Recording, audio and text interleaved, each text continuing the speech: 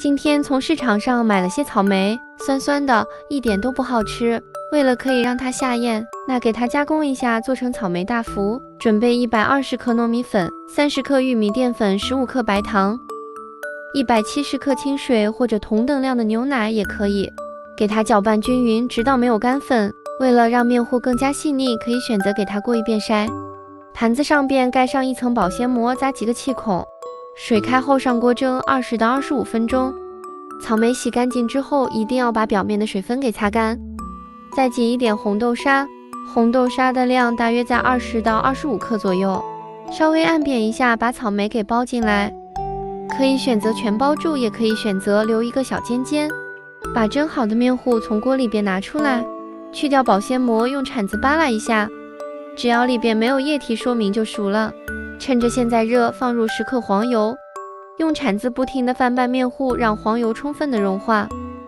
等搅拌到稍微不烫手了，一定要戴上一副手套，把面团拿出来使劲扯。如果不戴手套的话，你会粘到怀疑人生。多扯一会，面团会比较细腻。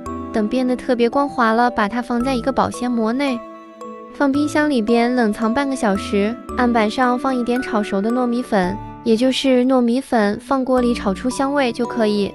再把冷藏好的面团放在案板上，拍上一点熟的糯米粉防粘，把它搓成一个长条，再分成同等大小的8个剂子，再把每一个剂子擀成和饺子皮差不多大小，中间厚4边薄的饼皮，草莓有尖尖的那头朝下，屁股朝上，再把边缘给它扯过来，边转圈边捏，会多出来一块小揪揪，我们可以用剪刀给它剪掉。